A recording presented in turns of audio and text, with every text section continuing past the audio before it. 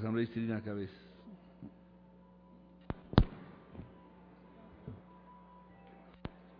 Señor presidente, señores asambleístas,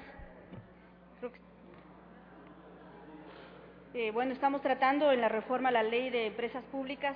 Como es de conocimiento, señor presidente, esa ley fue aprobada en el periodo de transición en la comisión en la cual yo presidía y que fue presentada a este pleno justamente para poder modernizar y poder tener una visión completamente diferente de lo que es la administración de una empresa pública.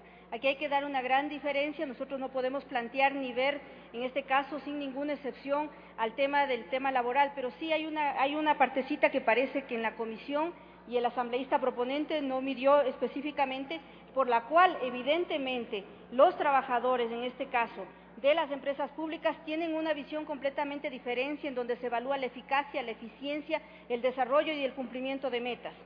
Nosotros se reconoce la ley de empresas públicas claramente para poder ser competitivas dentro del mercado, claramente para que puedan garantizar el cumplimiento de la prestación de servicios, como es en el tema de luz, en el tema de agua, en el tema de extracción de petróleos, en el tema como es el tema minero. Son varias las muestras por las cuales se reconoce que la empresa pública debe ser administrada evidentemente de una manera eficiente. No es lo mismo que ser un ministerio, señor presidente, ser parte de una empresa pública. No es lo mismo ser parte del Ministerio de Educación, del Ministerio de Ambiente, al ser un funcionario público, al ser un funcionario o un trabajador de una empresa que tiene que cumplir con metas, que tiene que ser eficiente. La ley en la Constitución, en el artículo 315, le reconoce de esa manera que se constituirán empresas públicas para la gestión estratégicos, la prestación de servicio público, el aprovechamiento sustentable de recursos naturales o de bienes públicos y el desarrollo de las actividades.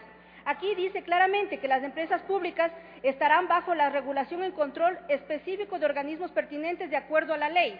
¿Por qué se mantuvo y se crea la ley de empresas públicas? Y en el tema laboral recuerdo claramente toda la preocupación que existía. Solo les voy a poner, y ahí Paco Moncayo, que fue gerente de la empresa Maceo, Corcho, que fue gerente de la empresa Etapa. Yo creo que ellos van a dar muestras justamente de que no es lo mismo ser un funcionario público de la administración pública a ser funcionario de una empresa pública. Ahora la Constitución regula, evidentemente anteriormente había esa retribución incluso de utilidades a los trabajadores por el rendimiento y el cumplimiento dentro de la Constitución. Acá habla claramente del cumplimiento de metas, las cuales los excedentes de esas empresas que generen dentro del tema económico se revertirán en la misma inversión de las propias compañías. Ya no existen los trabajadores que cogían utilidades de Petroecuador, ahora que se constituyó la empresa minera, que tenemos trabajadores de las empresas de agua potable, de las empresas eléctricas, de las empresas de termogeneración. Ellos sí tenían beneficios adicionales.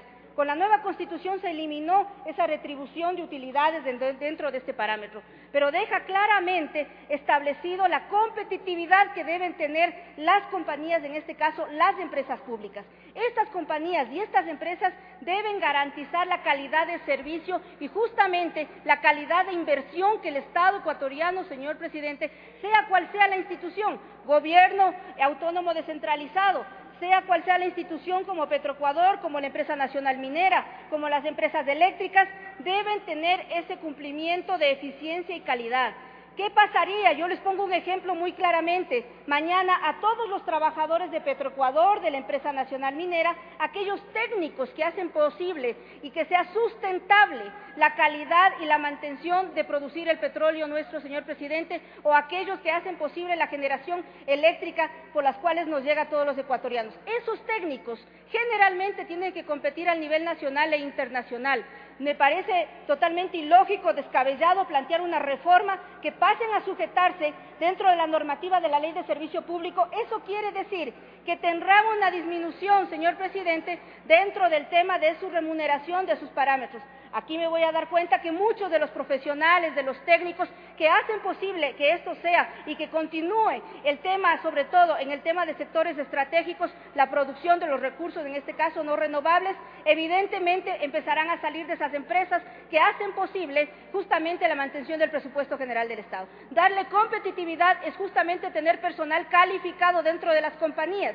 es justamente tener ese personal para que sea posible y se quede dentro de las empresas públicas. Caso contrario, tendremos una fuga de profesionales al sector privado y sobre todo al sector privado, señor presidente, que tiene contratos con el Estado. Eso le da un desmedro de competencia evidentemente a las empresas públicas. Seamos un poco más coherentes con esto, que parece que no fuera tan trascendental, pero que son el pilar fundamental del funcionamiento de estas empresas. Yo estoy muy clara en esto, estoy totalmente en contra del informe y sobre todo de que se elimine el artículo 112 de la Ley de Empresas Públicas, pero sobre todo de que le limitemos, le coartemos, señor presidente, a que las empresas públicas sean competitivas. El objetivo, repito nuevamente, es el tema de la eficacia, la transparencia, el cumplimiento de metas, pero sobre todo la competitividad que deben tener en la calidad de servicio que deben dar al pueblo ecuatoriano. Tomemos en cuenta que las empresas públicas son sobre el 50% mayoritarias, en este caso el Estado ecuatoriano. Siempre tendrán el 50+1, se reconoce como empresa pública también a las que tienen economía mixta, donde reciben en este caso accionistas privados, pero siempre el Estado tendrá su mayoría. Aquí me llama mucho la atención manejándose el tema de los obreros dentro del tema del Código de Trabajo. Así es, hay que plantear una reforma estricta al Código de Trabajo, por lo cual yo sí reconozco de que pueden haber discriminaciones en el tema de la atención de cuáles son o pueden ser llamados obreros. Existe, o recordemos, señor presidente, lo que era anteriormente todo lo que tiene que ver con el manejo que daban a los famosos sindicatos de los sectores estratégicos. Eso era evidentemente una violación a la Constitución, porque desde secretarias, funcionarios, personal administrativo estaban regulados claramente dentro de lo que sería el servicio público y eran parte activa de lo que sería eran parte activa del Código de Trabajo. Dentro de la Ley de Empresas Públicas habla claramente, señor presidente, en el artículo 1, en el artículo 2 y en el artículo 3, del personal humano y sobre todo de la amplitud y el espectro de lo que le da cada uno de la Constitución para poder ser dentro de esta manera. El artículo 326 también de la Constitución, el inciso último, es muy claro, señor presidente de la Comisión, de que aquellas empresas, justamente, que aquellos trabajadores y empresas que sean normadas por su propia ley, la excepcionalidad le da la Ley de Empresas Públicas para que puedan ser considerados y que puedan seguir teniendo ese tratamiento los trabajadores, sobre todo de un bono, como lo dice el artículo 112, para que sea por cumplimiento. Yo me pregunto mañana, en la nueva empresa nacional minera, señor presidente de la Comisión, ¿qué pasaría cuando tengamos un técnico que le ofrece al sector privado sobre los $15.000 y nosotros con un salario de $4.000? Los técnicos simplemente no se van a quedar trabajando en el sector público y en las empresas públicas. Van a prestar sus servicios, sus contingentes y experiencia, debilitando nuevamente y quitándole competitividad a las empresas públicas. Señor presidente, no me queda más que decirle que estoy en contra del primer informe y haré mis aportes a la comisión correspondiente a cada uno de los artículos. Muchas gracias.